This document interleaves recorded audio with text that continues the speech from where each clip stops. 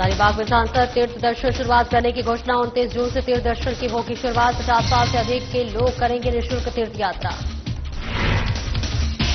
देवघर में राजकीय श्रावणी मेला को लेकर समीक्षा बैठक। मेले की सफल संचालन को लेकर बैठक। मंत्री सुदेव्य कुमार ने अधिकारियों को दिए निर्देश। सार्वजनिक स्थान पर सिगरेट पीने पर लगेगा फाइन। 1000 रुपए का वसूला जाएगा जुर्माना। तंबाकू उत्पाद विधेयक 2021 के तहत लागू। धरती आबा जन भागीदारी अभियान का आयोजन 15 से 30 जून तक चलेगा अभियान। ग्रामीण को दी जाएगी योजनाओं की जानकारी। और जमशेदपुर में यातायात पुलिस की कार्यशैली के खिलाफ अभियान। हस्ताक्षर युक्त ज्ञापन उपायुक्त को सौंपा। यातायात पुलिस पर लगाया वसूली का आरोप। नमस्कार, स्वागत है आपका। मैं हूं आपके साथ सपना दीपक मदेशिया। बुलेटिन का आगाज करेंगे। हजारीबाग लोकसभा क्षेत्र के सांसद मनीष जायसवाल ने सांसद तीर्थ दर्शन की शुरुआत करने की घोषणा की है। ये योजना 29 जून 2025 से लागू होगी, जिसका उद्देश्य 50 वर्ष से अधिक आयु के लोगों को निःशुल्क तीर्थ यात्रा का अवसर प्रदान करना है। इस संबंध में आयोजित प्रेस वार्ता में सांसद ने बताया कि सनातन परंपरा में तीर्थ यात्रा का विशेष महत्व है। कई लोग आर्थिक कारणों से इसे पूरा नहीं कर पाते और ऐसे श्रद्धालुओं के लिए यह योजना शुरू की जा रही है। प्रदेश की तीर्थ यहाँ के काशी, अयोध्या, प्रयागराज और विंध्यवासिनी माता, इसका दर्शन कराएंगे। सेगमेंट है तीर्थ का जो कि एक साथ ही किया जाता है, तो इसका दर्शन हम लोग निःशुल्क कराएंगे, ऐसा सोच है। और इस यात्रा को हम लोग 29 डे ट्रिप करेगा। एयर कंडीशन बस है, सुविधाओं से युक्त बस है, जिसमें यात्रियों को ले जाने की व्यवस्था हम लोगों ने बनाई है। यात्रियों के चयन की क्या प्रक्रिया है? देखिए, ये गांव और पंचायत के लेवल पर जो भारतीय जनता पार्टी के कार्यकर्ता हैं वो इनका चयन करेंगे। जो हम लोग का प्रयास रहेगा कि जो आर्थिक रूप से कमजोर है या वैसे लोग जो उनके घर में कोई ले जाने वाला नहीं हो या स्वयं उतने वो एक्टिव नहीं हो कि अपने से जा सके, ऐसे लोगों को हम लोग प्राथमिकता देंगे और ऐसे लोगों को हम लोग लेकर। राजकीय श्रावणी मेला 2025 के सफल संचालन को लेकर झारखंड सरकार के नगर विकास और पर्यटन मंत्री सुदेव्य कुमार ने जिले के सभी अधिकारियों के साथ समीक्षात्मक बैठक की। इसके बाद कांवरिया पथ और रूट लाइन के अलावा परित्राण मेडिकल और बस स्टैंड को लेकर भी मंत्रणा की और इसका जायजा लिया। पर्यटन मंत्री ने कहा कि इस बार फीडबैक सिस्टम लागू किया जा रहा है, जिसमें एक क्यूआर कोड लगाया जाएगा। किसी भी श्रद्धालु को अगर कोई भी दिक्कत होगी तो इसका क्यूआर कोड को स्कैन करते ही अधिकारियों को त्वरित कार्रवाई करते हुए श्रद्धालुओं की समस्याओं का निदान करना पड़ेगा।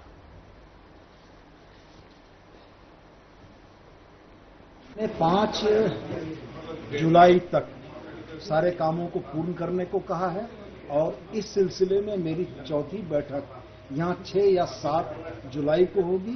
7 जुलाई को हम लोग धरातल पर समीक्षा करेंगे कि जिन कामों को हमने जिला प्रशासन या लाइन डिपार्टमेंट को दिया है, लाइन डिपार्टमेंट से उन कामों को 100% पूर्ण किया है अथवा नहीं। कांवरिया पथ में हमने क्या देखा, क्या हमने कांवरिया पथ मैंने स्वयं आकर देखा, चलकर देखा और मुझको ये लगा कि कांवरिया पथ को और सुधारे जाने की जरूरत है। हम लोग इस बार ग्रेडर चलाकर उसको लेवल करेंगे। अलावे बालू जो बिछता था गंगा का, वो बालू बिछेगा। रास्ते में जो भी अवरोध हैं, कुछ कलवर्ट्स हमने देखी जो अवरोध के तौर पर है। बिजली की पोल बीच रास्ते के बगल में खड़े हैं, आरओडब्ल्यू के बगल में खड़े हैं, उनको भी क्लियर करने का निर्देश दिया। कुल मिला जुलाकर इस कम समयावधि में यह प्रयास है कि श्रद्धालुओं को, और सबसे बड़ी प्राथमिकता हमारी कांवरिया है, डाक बम है। डाक बम और कांवरिया के लिए हम लोग सारी चीजों को सुगम बनाना चाहते हैं। क्यू कम्प्लेक्स भी हम लोग गए थे, टॉयलेट ब्लॉक्स जितने हैं, टॉयलेट कम्प्लेक्स जितने हैं, उनको रिनोवेट करते हुए एक नया फीडबैक सिस्टम हम लोग देने जा रहे हैं। झारखंड में सार्वजनिक स्थान पर सिगरेट पीने पर 1000 रुपए का जुर्माना लगेगा और ये नियम सिगरेट और अन्य तंबाकू उत्पाद विधेयक 2021 के तहत लागू हुआ है, जो कि अब राष्ट्रपति से भी स्वीकृत हो चुका है। मौके पर प्रदेश कांग्रेस प्रवक्ता जगदीश साहू ने कहा कि इस संशोधन विधेयक को करीब 4 साल पहले हेमंत सरकार ने विधानसभा में पारित कराया था और इस संशोधन विधेयक में स्वीकृत होने से पहले तक राज्य में पब्लिक प्लेस में सिगरेट पीने पर 200 रुपए जुर्माना का प्रावधान था, जो कि अब 5 गुना बढ़कर यानी कि 1000 रुपए हो गया है, जो कि सरकार का ये सराहनीय कार्य है।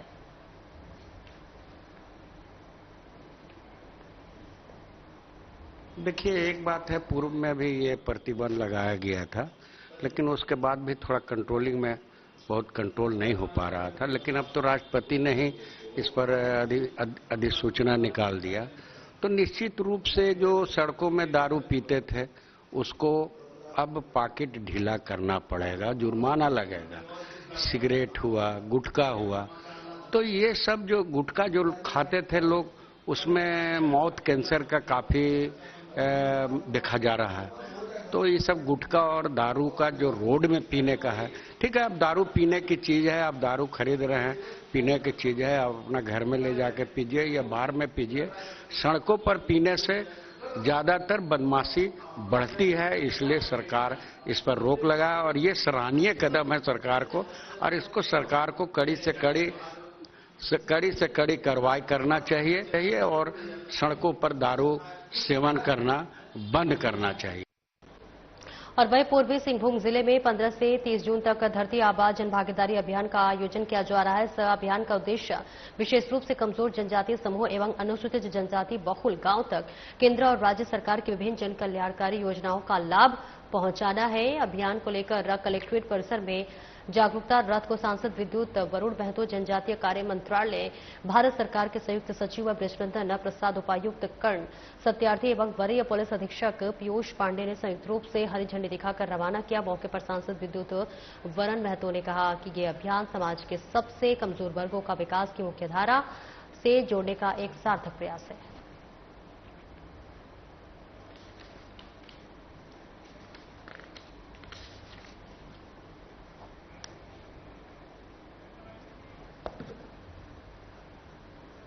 जमशेदपुर में आजसू पार्टी की जिला समिति के द्वारा यातायात पुलिस की कार्यशैली के खिलाफ व्यापक जन अभियान चलाते हुए हस्ताक्षर युक्त ज्ञापन उपायुक्त के माध्यम से झारखंड के मुख्यमंत्री को सौंपा। बताया गया है कि 2 महीने से अधिक समय से शहर के विभिन्न चौक चौराहों पर वाहन जांच के नाम पर आम लोगों के साथ की जा रही जबरदस्ती के विरोध में ये अभियान चलाया गया और इस दौरान सैकड़ों लोगों ने हस्ताक्षर कर अपनी आपत्ति दर्ज कराई। पूर्व मंत्री रामचंद्र साहित ने बताया कि हस्ताक्षर अभियान के माध्यम से आम जनता की भावनाओं को सीधे सरकार तक पहुंचाने का प्रयास किया गया है।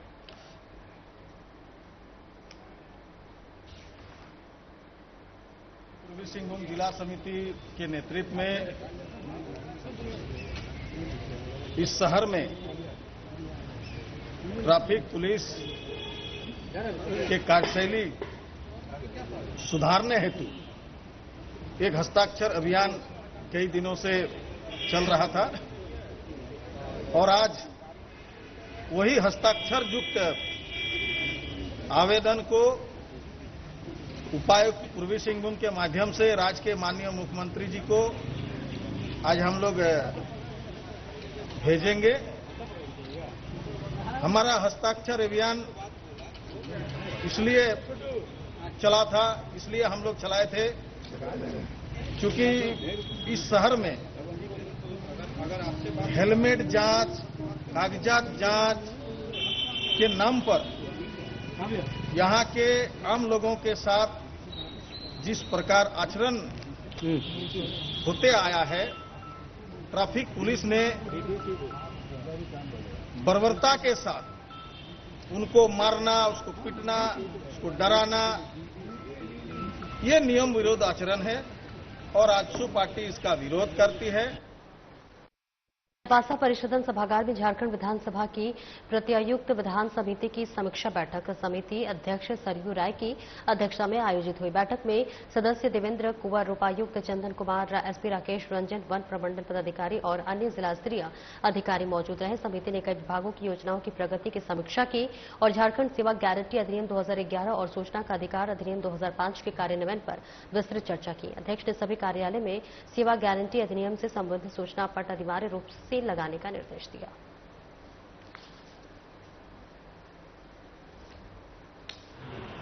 सात दिनों से दौरा पर है। आज की मीटिंग अंतिम मीटिंग थी। ये समिति झारखंड सरकार के जो नियम अधिनियम बने हैं जिसमें आम जनता को अधिकार दिया गया है, जैसे सेवा की गारंटी का अधिकार है। कोई व्यक्ति अपना काम कराना चाहता है, एप्लीकेशन देता है तो एक निश्चित अवधि में उसका निष्पादन हो जाना चाहिए। करीब 29 सरकारी विभाग हैं जो इससे जुड़े हुए हैं। तो हम लोगों का चूंकि आज अंतिम में हम लोगों का एक अनुभव हुआ है कि पता नहीं कारण जो भी हो, किसी भी जिले में सेवा की गारंटी अधिनियम का या सूचना अधिकार अधिनियम का अनुपालन उस रूप में नहीं हो रहा है जिस रूप में अधिनियम में वर्णित है, यानी आम जनता अपने अधिकारों से वंचित रह रही है। अब संक्षेप में हर कलेक्ट्रेट में, समाहरणालय में एक बड़ा सूचना पट होर्डिंग के तौर पे होना चाहिए, जिसमें लिखा रहेगा कि सरकार ने आम जनता को क्या क्या अधिकार दिया है। जमशेदपुर में उपायुक्त कर्ण सत्यार्थी ने पटमदा के बोड़ाम प्रखंड स्थित जिला परिषद भवन में सवर्ण पहाड़िया परिवारों से मुलाकात की है। उन्होंने JSLPS द्वारा संचालित शहद संग्रह केंद्र में तैयार होने देशी शहद ब्रांच की जानकारी दी और मधुमक्खी पालन और अन्य रोजगार की प्रशिक्षण लेकर आत्मनिर्भर बनने को प्रोत्साहित किया। बैठक में चिमटी पहाड़िया आंगनबाड़ी पेड़ के नीचे चलने और प्रसव के समय ग्रामीण महिलाओं से अवैध वसूली की शिकायतें सामने आई है। डीसी ने जांच के आदेश दिए और रोजगार के वैकल्पिक साधनों से जोड़ने पर बल दिया। जो जंगल से शहद लाके उसकी प्रोसेसिंग का काम करती है, तो उसको देखना आज का मेन मकसद था कि उसको कैसे आगे बढ़ाया जाए, कैसे उसके लिए नए मार्केट तलाशे जाए और साथ ही साथ जो जीविकोपार्जन के और भी यहाँ पे काम किए जा रहे हैं उसको कैसे और गति दी जाए, जिससे जो प्रति व्यक्ति आए हैं यहाँ की उसको बढ़ोतरी मिले। साथ ही साथ जो गवर्नमेंट स्कीम्स का इम्प्लीमेंटेशन है उसमें भी जो कमियां हैं, ये जो प्रॉब्लम्स हैं उसको कैसे दूर किया जाए, इसी बिंदु पर विमर्श हुआ। देखिए, कोई भी नया प्रोडक्ट अगर ग्रामीण दीदियाँ बनाती हैं तो शुरुआत में मार्केट का प्रॉब्लम होता है, बट ये हमारी रिस्पॉन्सिबिलिटी है कि उसको अच्छा मार्केट और अच्छा रेट उपलब्ध कराया जाए। एक ब्रेक के लिए रुकेंगे, फौरन हाजिर होते हैं।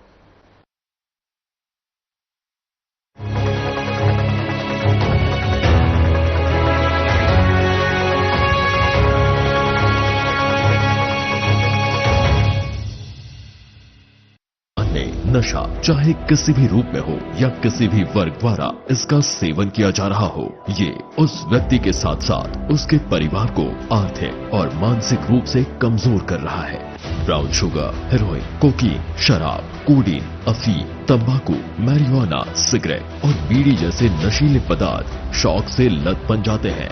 वक्त है संभल जाए। माननीय मुख्यमंत्री हेमंत सोरेन के दिशा निर्देश पर जीरो टॉलरेंस नीति अपनाते हुए मादक पदार्थों के उत्पादन, उपभोग और तस्करी कर रहे लोगों पर सख्त कार्रवाई हो रही है। साथ ही राज्य में हो रही अफीम की खेती को रोकने के लिए झारखंड सरकार में कड़ी सजा का है प्रावधान। जन आकांक्षाओं वाली हेमंत सरकार नशा और नशे की खेती छोड़ने वालों को पुनर्वास देकर सशक्त बना रही है। अब वह सरकार के नशा मुक्त झारखंड के सपने को साकार करते हैं। एक कदम हम बढ़ाते हैं, एक कदम आप बढ़ाएं। नशा छोड़ो, जिंदगी जोड़ो।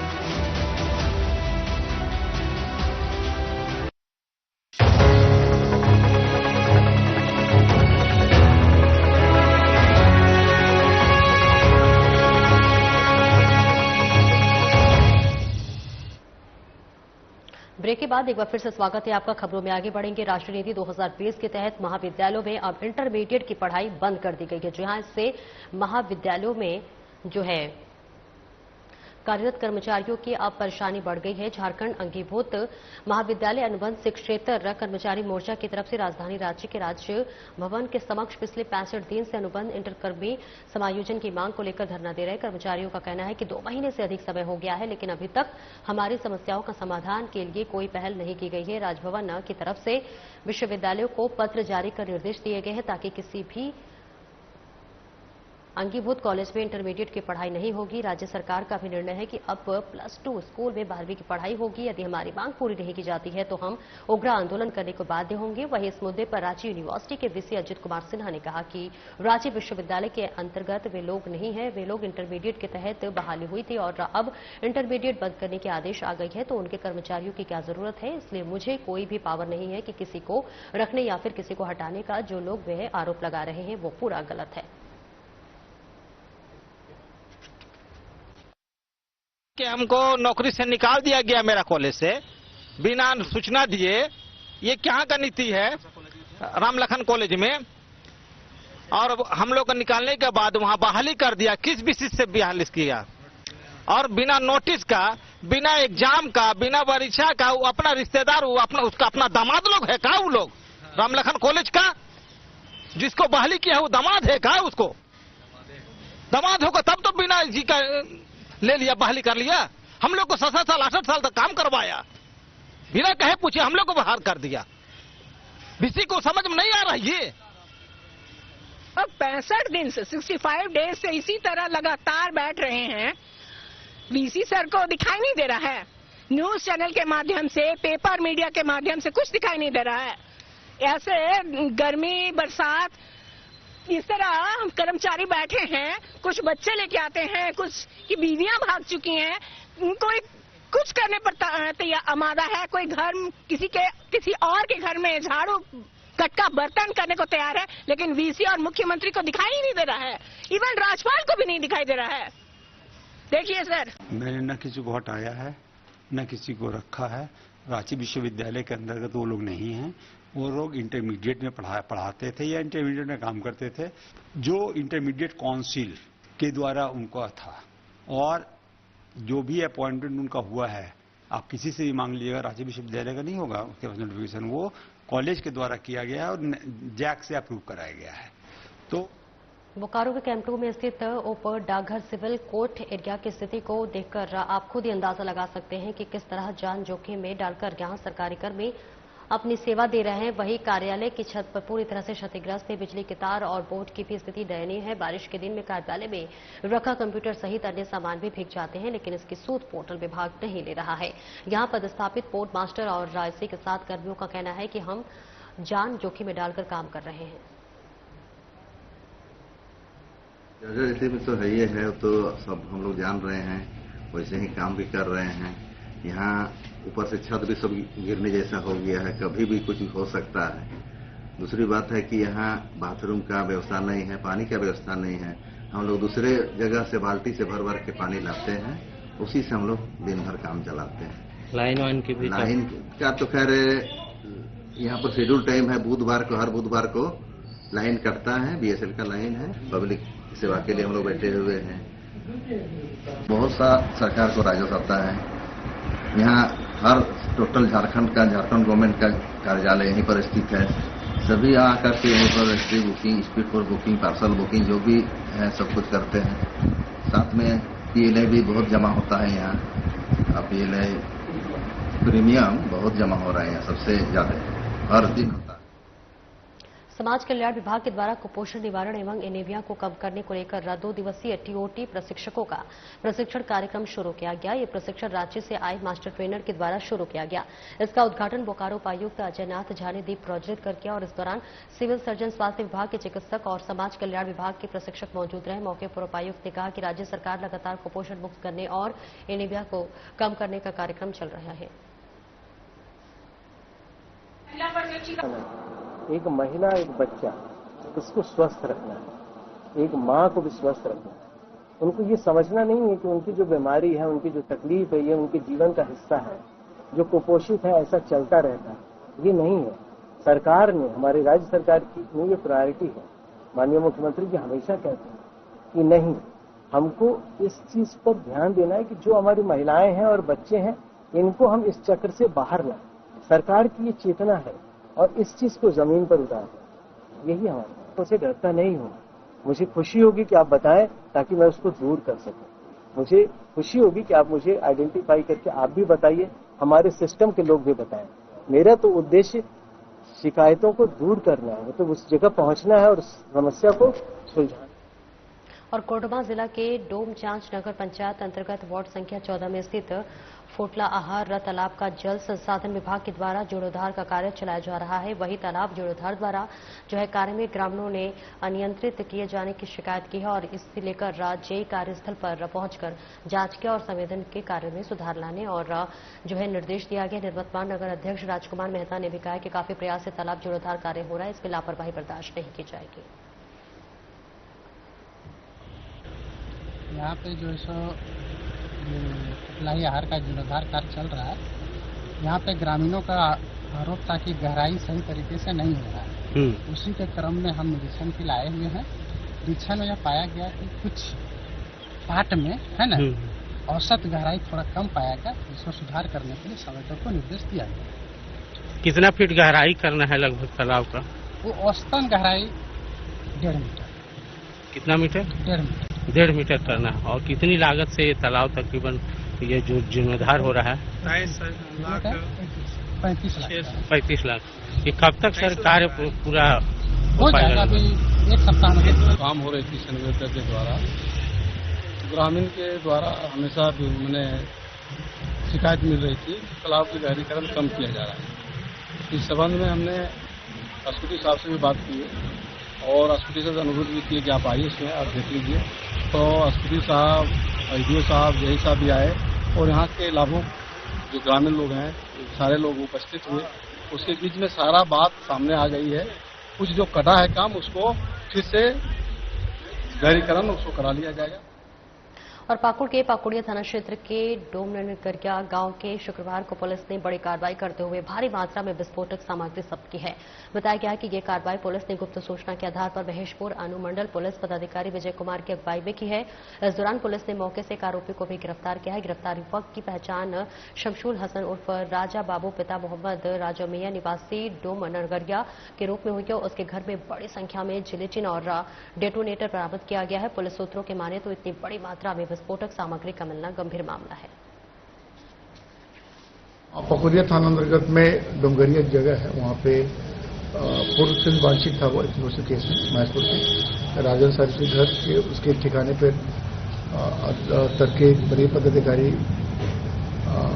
पुलिस अधीक्षक पाकुड़ के इंफॉर्मेशन पे छापेमारी की गई थी, जिसमें काफी मात्रा में एक्सप्लोसिव डिटोनेटर और जिलेटिन आदि बरामद हुआ है और उसमें एक व्यक्ति की गिरफ्तारी हुई है और ये प्राथमिकी दर्ज करके आवेदन कर रही है।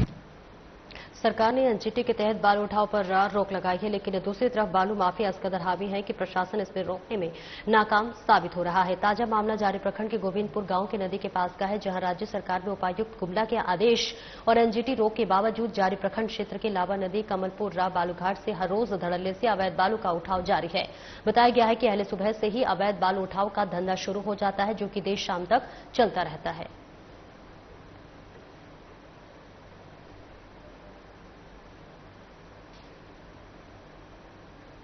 हजारीबाग स्थित खीरगांव चौक पर बुनियादी सुविधाओं की अनदेखी से परेशान स्थानीय लोगों का गुस्सा फूट पड़ा। मोहल्लेवासियों ने क्षेत्र की समस्या को लेकर चतरा हजारीबाग मुख्य मार्ग को पूरी तरह से जाम कर प्रशासन के खिलाफ जमकर नारेबाजी की। प्रदर्शनकारियों का कहना था कि वे सड़क, बिजली और पानी की समस्या से जूझ रहे हैं। मोहल्लेवासियों ने यह भी बताया है कि इलाके की नालियों की सफाई पिछले 2 से 3 वर्षों में नहीं हुई है। सड़क जाम की सूचना के बाद मौके पर पहुंचे सदस्यों और बिजली विभाग के पदाधिकारी के द्वारा दिए गए आश्वासन के बाद जाम हटाया गया। हम लोग पहले तो बिजली से परेशान है, 5-6 दिन से बिजली नहीं है। बिजली के बाद बिजली वाला जब फोन करते पानी वाला तो बोलता है कि बिजली के कारण पानी नहीं सप्लाई कर पाए। तो मेरा तो हम लोग जाम करने का कारण यही है कि तंग होकर मैंने कुछ नहीं है घर में, पानी एक बूंद नहीं, नहाने तक पानी नहीं है। इसे तंग आकर हम लोग कल ही विचार कर रहे थे कि हम लोग रोड जाम करेंगे और जब तक जितना अफसर जो पानी का डिपार्टमेंट है वो रिजाइन मारे, जब उससे नहीं होता रिजाइन मारे। यहाँ काल मैंने घास नोच रहा है, समझिए ना। और बिजली विभाग के तो हम लोग बातचीत कर रहे हैं। बिजली विभाग बोला कि हम 1-2 दिन में सुधार कर देंगे, अगर नहीं करता तो हम लोग बिजली विभाग को घेर करेंगे। अब तक शायद उन लोग को पानी नहीं प्रोवाइड हो पाया था, तो नगर निगम के द्वारा उन लोग को बताया गया कि बिजली हम लोग को नहीं मिल पा रहा है। हम लोग बिजली क्राइसिस है, 15 दिन सब लोग देख ही रहे हैं और न्यूज में बराबर बता ही रहे कि कहीं नहीं मिल पा रहा है। हम लोग ये डीवीसी कमांड एरिया पड़ता है, हम लोग को पावर सप्लाई डीवीसी की ओर से किया जाता है। डीवीसी कल एक यूनिट से लोग कर गया, जिसकी वजह से वो प्रॉपर पावर दे हम लोग को नहीं पा रहा था। हम लोग रोटेशन में सारा सिस्टम को चालू कर रहे हैं। तो ऐसे में ऐसा नहीं कि किसी भी एरिया में पूरा लाइन 24 घंटा ब्लैकआउट में है।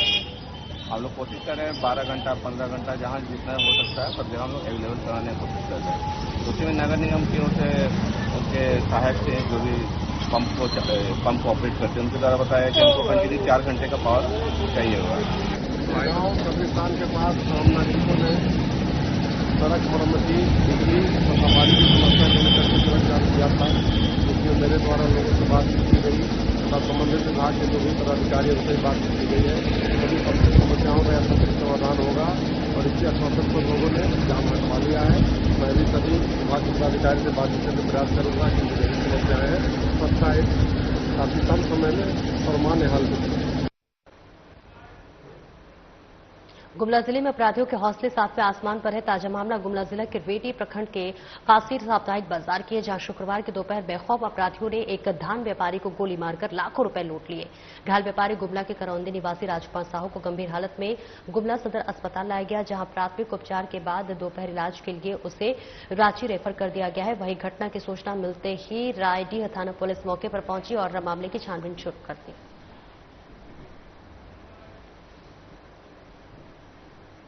पतरातू प्रखंड के भदानी नगर ओपी से महज 100 मीटर की दूरी पर स्थित भुरकुंडा रेलवे साइटिंग में बाइक सवार नकाबपोश अपराधियों ने कई राउंड फायरिंग करके दहशत फैलाने का काम किया है। हालांकि इस घटना में किसी को गोली नहीं लगी है। बताया गया है कि गोलीबारी की घटना को अंजाम देने के बाद अपराधी वहां से भाग निकले। वही घटना के बाद सूचना मिलने के बाद पतरातू एसडीपीओ, पतरातू इंस्पेक्टर और कई थानों की पुलिस मौके पर पहुंची और घटना की जांच पड़ताल में जुट गई। पुलिस सीसीटीवी कैमरे भी खंगाल रही है। फिलहाल किसी गैंग ने इस गोलीबारी की घटना की जिम्मेदारी नहीं ली है।